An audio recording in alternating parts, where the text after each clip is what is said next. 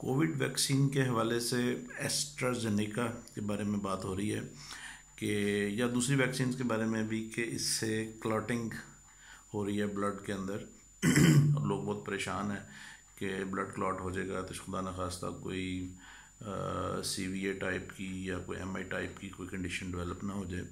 तो इस सिलसिले में अर्ज़ ये है कि एस्ट्राजेनेका के तकरीबन 3.5 करोड़ के करीब लोगों को ये वैक्सीन दी जा चुकी है। एजी भी इसको एब्रीवेट करते हैं, एस्ट्राजेनेका। ऑक्सफोर्ड के साइंटिस्ट ने बनाई है ये और बहुत अच्छी वैक्सीन है। इस सिलसिले में अर्ज़ी है कि तकरीबन 3.5 शॉट्स के अंदर इसमें टोटल कोई 18 पेशेंट्स के अंदर आई हैं कंप्लेंट्स इस तरह की कि जिसमें कोई उनके क्लॉटिंग इंडिकेटर्स थोड़े से ज़्यादा आए हैं। तो 3.5 करोड़ में मैं डबल डिजिट में है, ये 3 डिजिट्स में भी नहीं है, लेस देन 100। तो दिस इज़ हाईली इनसिग्निफिकेंट। इतने इससे ज़्यादा पेशेंट तो आपको वीटीई के मिल जाएंगे 3.5 करोड़ की पॉपुलेशन में। वीनस थ्रोम्बोएम्बोलिज्म या थ्रोम्बोसिस के पेशेंट्स मिल जाएंगे। अच्छा, इसमें होता क्या है कि क्लॉट्स क्या होते हैं, क्यों बनते हैं? लोगों का ये एक क्यूरी होती है कि क्लॉट्स कैसे बन जाते हैं, नॉर्मल बंदे में क्लॉट्स क्यों नहीं बनते। होता ये है कि जब वैक्सीन दी जाती है तो उस वक्त बॉडी में एक इम्यून रिस्पांस जनरेट होता है। जब इम्यून रिस्पांस जनरेट होता है तो एक लिमिटेड सा इन्फ्लेमेटरी रिस्पांस भी जनरेट होता है, और वो इन्फ्लेमेटरी रिस्पांस जो होता है वो कुछ हद तक क्लॉटिंग फैक्टर्स को एक्टिवेट करता है। और वो क्लॉटिंग फैक्टर्स जो होते हैं ब्लड वेसल्स में थोड़ा सा मैं एक लेमन लैंग्वेज यूज़ कर रहा हूँ, जमना शुरू हो जाते हैं और उसके बाद वो टूटना शुरू हो जाते हैं। ये लिमिटेड सा एक होता है, ये तकरीबन हर वैक्सीन में, हर इन्फ्लेमेशन में, हर इन्फेक्शन में होता है, लेकिन वो इनसिग्निफिकेंट होता है, किसी को पता नहीं चलता। बाज़ औक़ात ये होता है कि ये पर्सन टू पर्सन इसमें चीज़ें वेरी करती हैं। इसमें ये होता है कि बाज़ लोगों में इम्यून रिस्पॉन्स इतना ज़्यादा जनरेट हो जाता है, इतने ज़्यादा उसके वैक्सीन के साइड इफ़ेक्ट्स आ जाते हैं कि वो ये फिनोमेनन थोड़ा सा ज़्यादा हो जाता है क्लॉटिंग का। तो इसको मेजर करने का क्या तरीका है? पहली बात तो ये है कि जिन लोगों में इसके माइल्ड साइड इफ़ेक्ट्स आए, low grade fever 99 less than 100, उनको परेशान होने की बिल्कुल कोई ज़रूरत नहीं है। जिनका फीवर ज़्यादा हो जाए, 103, 104, 104 तक चला जाए, उसमें चांस हो सकता है कि इस तरह की कोई चीज़ हो, चांस हो सकता है, उसमें कंपल्शन नहीं है। तो उसको फिर कैसे मॉनिटर करें हम, कैसे पता चले कि क्लॉटिंग हुई है कि नहीं हुई है? ज़ाहिर है जब क्लॉट बनेगा तो वो टूटेगा भी, तो उस टूटने का एक मेजर होता है, एक टेस्ट होता है डी डाइमर्स। बेसिकली जब क्लॉट होता है वो फाइब्रिन और प्लेटलेट्स और इस तरह की जो होती हैं प्रोटीन्स, उनका मिलकर बना होता है।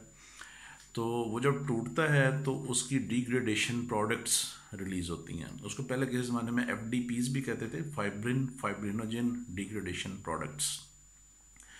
और अब उसका जो ज़्यादा सेंसिटिव, जो ज़्यादा उसके साथ स्पेसिफिक है, वो डी डाइमर है। वो भी एक पार्ट होता है फाइब्रिन का, वो डाइमर होता है, उसको डी डाइमर कहते हैं। वो 2 उसके पार्ट होते हैं।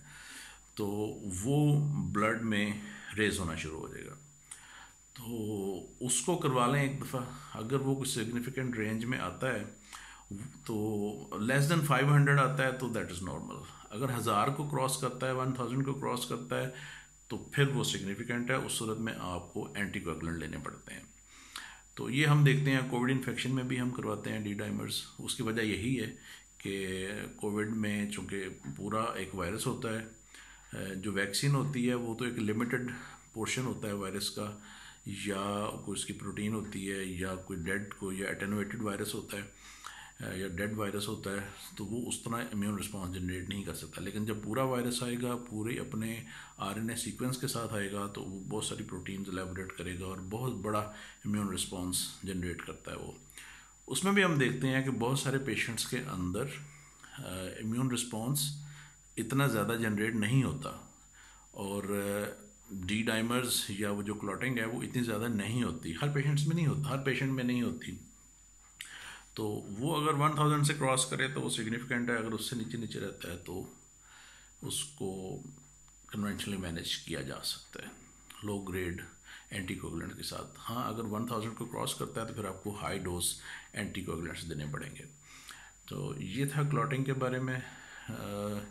बाकी लोग कुछ कहते हैं कि इसका कोई स्क्रीनिंग टेस्ट पता चल जाए कि क्लॉटिंग होगी या नहीं होगी, तो ये पॉसिबल नहीं होता बस बहुत सारी सूरतों में। हाँ, कुछ पेशेंट्स हैं जिनकी फैमिली हिस्ट्री होती है जो डीवीटी, डीप वीनस थ्रोम्बोसिस या हार्ट अटैक की या सीवीए की हिस्ट्री होती है, फालज वगैरह की, या कुछ पेशेंट्स में प्रेगनेंसी के दौरान क्लॉटिंग के इशू होते हैं।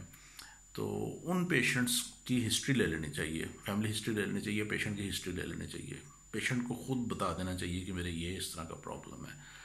तो उस सूरत में वैक्सीन ज़रूर लेनी है, वैक्सीन से कोई डिनायल नहीं है, क्योंकि वैक्सीन नहीं लेंगे कोविड होगा। कोविड बहुत ज़्यादा चांसेस हैं कि लाइफ थ्रेटनिंग हो सकता है, लेकिन अगर वैक्सीन ले लेंगे, ये हिस्ट्री मौजूद है तो उसको मैनेज किया जा सकता है। क्लॉट बनना ज़रूरी नहीं है, क्लॉट अगर बन भी जाएगा तो उसको मैनेज किया जा सकता है, उसको प्रोफिलैक्टिक एंटीकोगुलेंट दे के पहले से उसको फिर दिया जा सकता है, डोज दी जा सकती है उसकी। तो उसमें वैक्सीन तो ज़रूर है। उसके अलावा कुछ पेशेंट्स होते हैं जो कि OCPs ले रहे होते हैं, ओरल कॉन्ट्रसेप्टिव मेडिकेशन ले रहे होते हैं, हार्मोन्स के कुछ चीज़ें ले रहे होते हैं, या जिनके हार्मोन्स थोड़े से गड़बड़ होते हैं, तो उनमें थोड़ा सा ये प्रॉब्लम हो सकता है। तो उस सूरत में भी OCPs को बंद करना पड़ेगा एक डेढ़ हफ्ता पहले, उसके बाद फिर आप उनको दे सकते हैं। ये हैं कुछ कंडीशंस। कुछ और रेयर कंडीशंस हैं जैसे कि माइलोप्रोलिफरेटिव डिसऑर्डर्स हैं लाइक पॉलीसाइथीमिया और एसेंशियल थ्रोम्बोसाइथीमिया, उनमें भी ये फिनोमेनन काफ़ी ज़्यादा आता है क्लॉटिंग का, थ्रोम्बोसिस का। तो उसमें भी फिर ज़ाहिर है कि उसको प्रोफिलैक्टिकली हम एंटीकोगुलेंट्स दे के तो हम वैक्सीन लगा सकते हैं। वैक्सीन लगाना ज़रूरी है, Covid vaccine is a must do thing, ये बात ज़रा ज़हन में रखें। फ़िलहाल इतना ही। अगर कोई क्वेश्चंस हैं आपके तो वो कमेंट्स में आप लोग पूछ सकते हैं। जो हमारा जो फेसबुक का पेज है उसका लिंक भी मैं नीचे लगा दूँगा, उधर भी इसका लिंक इस वीडियो का पोस्ट हो जाएगा। Thank you very much for listening.